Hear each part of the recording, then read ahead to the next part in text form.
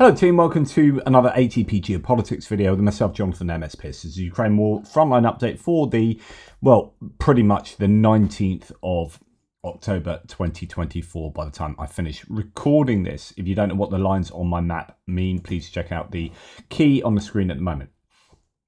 Okay, we're going to go to the front lines, obviously, that's why we're here. And first thing to say is, I think it's pretty challenging for the Ukrainians right across the front lines. And that would also include the Kursk area, where the Russians are definitely putting the full pressure onto the Ukrainians here, trying to push them out of the Kursk region. Apologies for these labels. They do take up a bit of the map when I'm zoomed out. But when we come into this area, you can see that a lot of pressure in to the west and quite a bit to the north as well. Although it's worth noting that only one of the two mappers seems to think that the Russians have pushed in this way, and that's Suriyat Maps, although can be quite prescient sometimes, given that the Russians will continue attacking in the same place until they do get the result that they want. There are some claims in Kursk that the Russians are taking some pretty heavy casualties. We've got three BTRs full of servicemen from the Russian 155th Marine Brigade were destroyed at high speed during today's assault on Viktorivka in Kursk Oblast. The brigade is taking heavy losses in the area. The Russian 155th Marines experienced massive losses in Kursk, says PS01. I can't show you this video, lots of dead bodies and whatnot. Soon the North Koreans will need to be introduced. If captured alive, they are worth nothing. I mean, that's, yeah. And then we have here Suriyat Map saying in the Koronevsky district, so Koronovo, the Russians recaptured the localities of Tolsty Lug and Novoy Vanovka. Clashes have taken place in Leonidovo and west of it, as Russian troops are trying to reach Viktorivka, and that's where the losses of those three BTRs were. At Zaporizhzhia district, so Sudja on the other side, Russian forces completely recaptured the village of Roskaya Konopelka and began advancing towards Agronom. Okay, so those are the claims, which is to say that they, and it might be not updated on here yet, but recaptured this village there. They might have only just, that tweet is only from 16 minutes ago, so it could be a change to the mapping on the next update there. But yeah, the claims over here in this area is that the Russians have retaken this area of land, including Tolsty Lug, as you've just heard. According to Suriyat Maps, Zelenyi Shailak is under Russian control, but not according to Andrew Perpetua, where this is probably grey zone. Quite a big difference there, as you can see. I mean, let's from the, wow, that's 10 kilometers between the two mappers there. So that's a huge change, difference of opinion as to what's going on. Anyway, according to Suriyat Maps, the Russians are, well, almost in control of Leonidovo. What did they say here? Was it that clashes are taking place there and west as they are trying to reach Viktorivka, which is obviously in this area somewhere. Yeah, can't see that. Might be, this is one of the villages, Novoy Vanovka, that they've taken control of. But I don't know where Viktorivka is. It doesn't seem to be. Oh, here it is. Sorry. Yeah. They kind of materialize as you zoom in more. So yeah, there it is. So on the way to there, so it's quite deep into Ukrainian territory there, to be perfectly fair. So it could be that Suriyat Maps is correct in this assessment. If that was that's certainly grey zone, isn't it? If they are charging into their high speed in an assault on Viktorivka. So yeah, the Russians are definitely piling it on in Kursk. They really want that back. Of course, they failed to get it back in by the two different sort of chronological objectives that Putin set. One was for his birthday, wasn't it? And the other was earlier, and they failed to do that. And we're just about to, well, we're almost coming towards the end of October, and they still haven't taken Kursk back.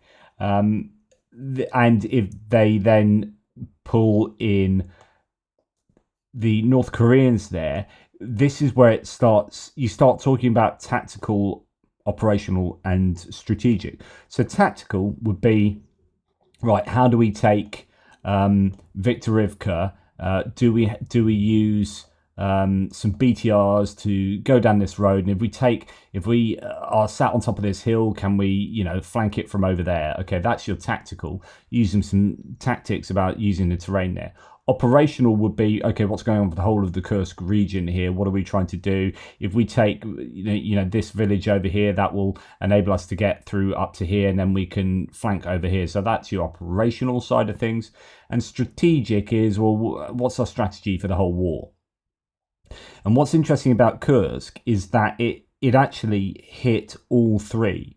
I mean, obviously you're going to do tactical whenever you're kind of moving into there, but then, it had real operational successes, and, it had effects on operations elsewhere. So it brought troops away from the Kharkiv attack. It brought troops away from Chasiv, so on and so forth.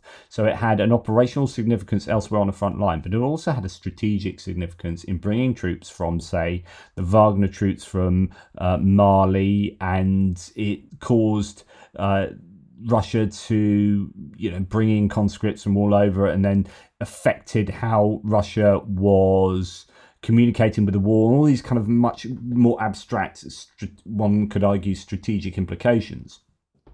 And it appears to have triggered the Russians to get the North Koreans involved. Now, that is a strategic implication for something like this. Now, you could say, oh, that's bad news. The Ukrainians are going to be really under the cosh with a bunch of North Koreans thrown into the mix as well. But it also reflects some desperation for the Russians. So you can read that in several ways. And that might then bring about much more robust reactions from the West, with an uptick in urgency for deliveries or lifting of restrictions, etc., etc. So it's going to be really interesting to see how the North Korean thing plays out. Right, coming down from Kursk, no change to the Kharkiv areas, although the Russians are being pushed back here, and there are no changes to the map at the moment, but I'm led to believe that there are some changes around here on the map. So that's the Lipsy area where the Ukrainians have been pushing the Russians back there. There's activity over in the Vovchansk area to some degree. I think there's Russians shelling and whatnot going on over to the northeast of Vovchansk, but not really any other news coming from there. And again, that could be because it's been affected by the activity in Kursk. And then we come on to the Kupiansk-Svatove-Kreminna axis here, and there's quite a lot of action, or a fair bit to say about the Pischani area as they're moving closer and closer to the Oskil River. And if we get closer down here, Serebriansky has some fields just north of this village or I guess town of Kruliavkivka, where they've taken some more land there. And actually, we have a claim from Syriac maps that the Russians have entered the first houses of Kruliavkivka. So that would be here. But we have just heard, this is in the Kyiv Independent, that Ukrainian forces have liberated and cleared out the village of Kruliavkivka in Kharkiv Oblast from Russian soldiers. According to Ukrainian military intelligence, the operation was carried out from the 7th to the 14th by special forces of the Bratstvo unit with the support of Ukraine's 77th Separate Air Mobile Brigade. As a result of the operation, the enemy was driven out of the settlement and the occupiers' routes of movement were mined, the agency said. GUR described Kruliavkivka as important for the defense of Kupiansk, a crucial strategic town in Kharkiv Oblast, just 40 kilometers from the Russian border. The enemy resisted, tried to counterattack, but was defeated. Intelligence soldiers replied the occupiers' assaults and repelled the occupiers' assaults and continued to push the enemy out.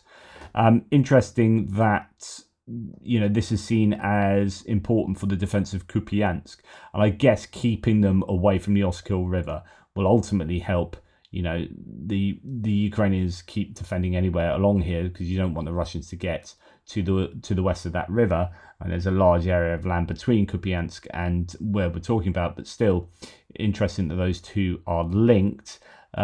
Just elsewhere, it talks about a successful counterattack in August. Broe, heading for Broe, but obviously, that was some time back. They were going for Broe, weren't they? Where are we? Here it is. Broe was one of the objectives when they started attacking along here, Raya-Rodka. In fact, it was just around this area, Novoherivka, Sahivka, Novoherivka there. This was the area that the Russians first had success moving westwards, and since then, actually, they've just attacked in a number of places and had some pretty decent success in this neck of the woods, having some further success coming towards the Oskil River, north of Pushback here, Javerelna, around there, just a couple of fields and a few little houses in this village of Vishneve. But that's Surret Maps making those claims there. Then when we come down to Serebriansky Forest, no change there.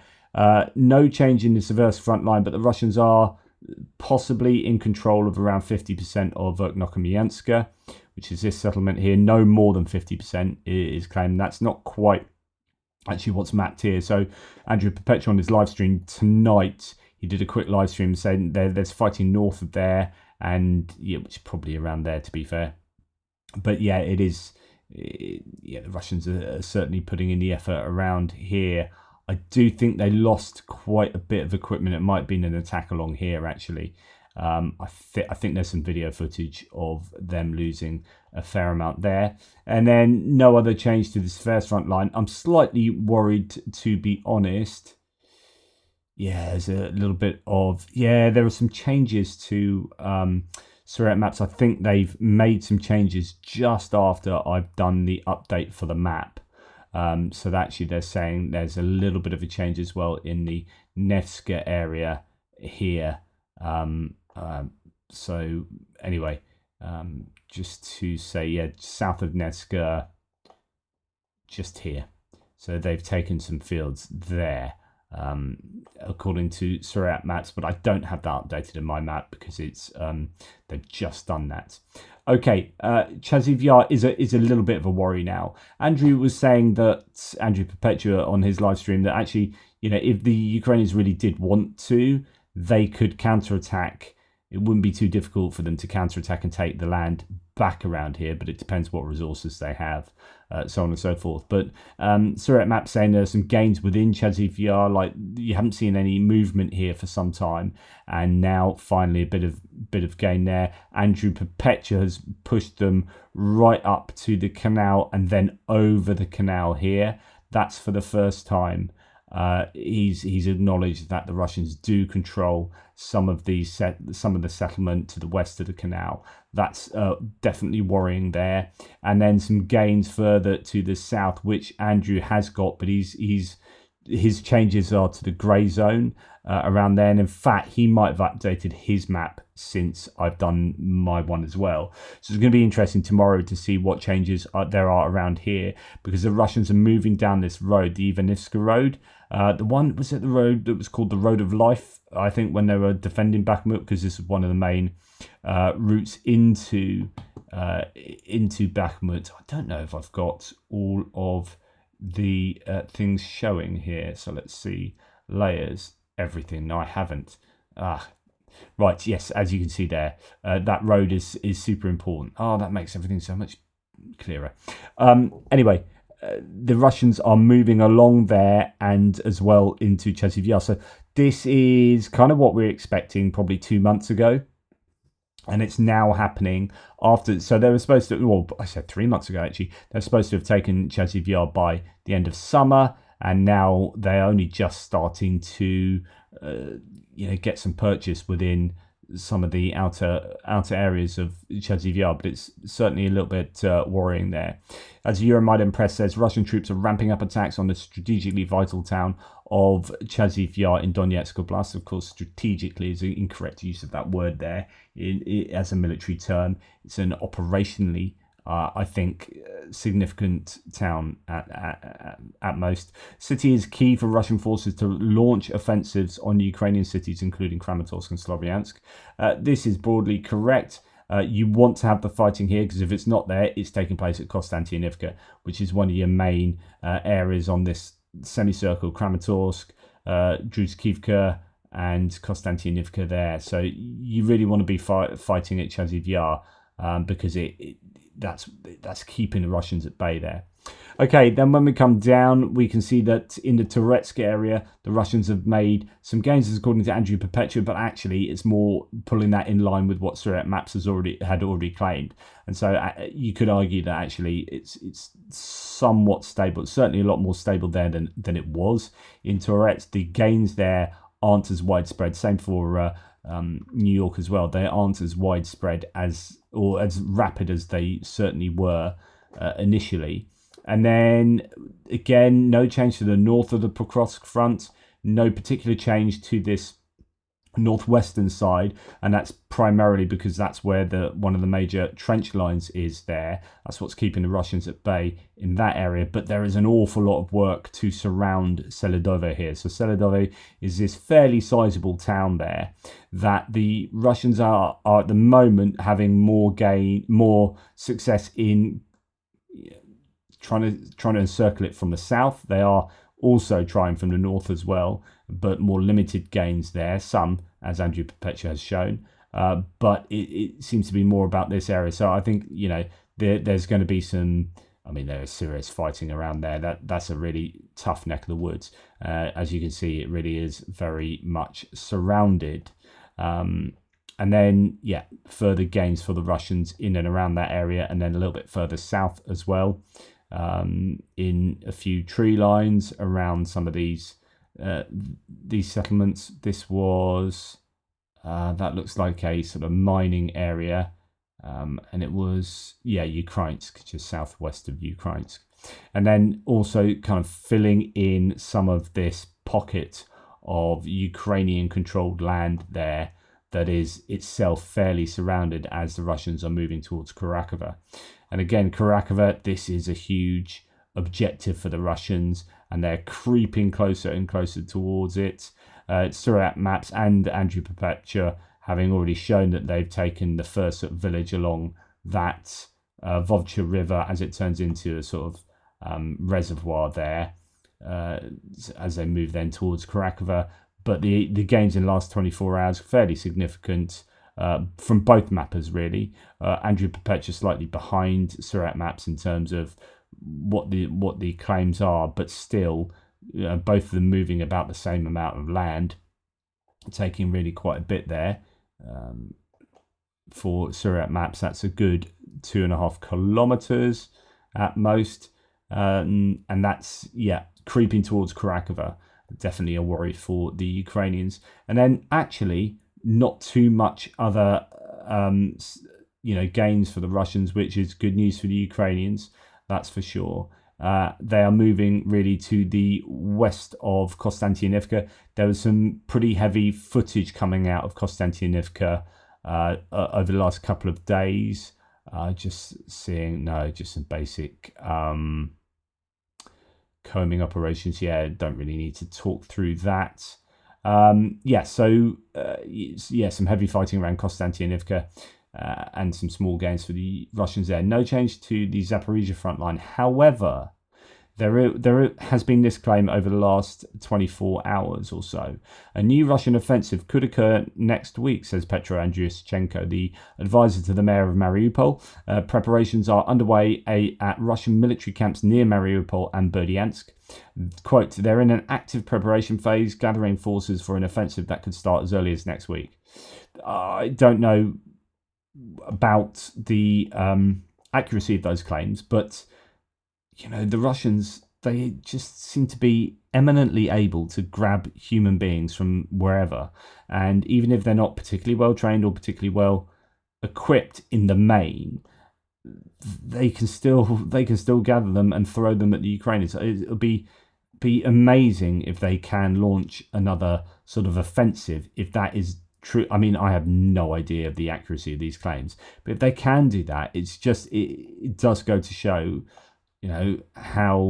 how industrious they are, because they've been attacking all over this eastern front line for an awful long time. They've also amassed 50,000 troops to defend the Kursk area, whilst also still trying to have a pop at Kharkiv, and to be able to also at the same time generate an offensive force in Mariupol area is pretty staggering. So it'd be interesting to see if that is actually true.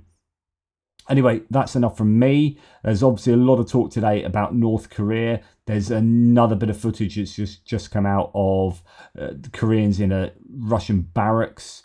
There was a sort of training ground footage this morning. There's some further footage of them inside a building that's come out today. So it does look like they are definitely being brought to bear. I've just done a live stream with Jake Broe, and we did talk about Korea.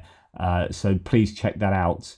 He's fantastic to talk to, a wealth of insight, and just a good chat to boot. So yeah, check out the live stream I've just done with him. And just to remind those, if you didn't check out the live stream earlier, we are now doing, I say we, all of us here, and the team of ATP Geopolitics, we are doing a NAFO truck campaign. There's our one there, the active campaign of ATP Geopolitics, and I'm absolutely blown over by the support that's already gone in since I only really advertised this, or what was it, 4 hours ago, something like that, maybe 5 hours ago.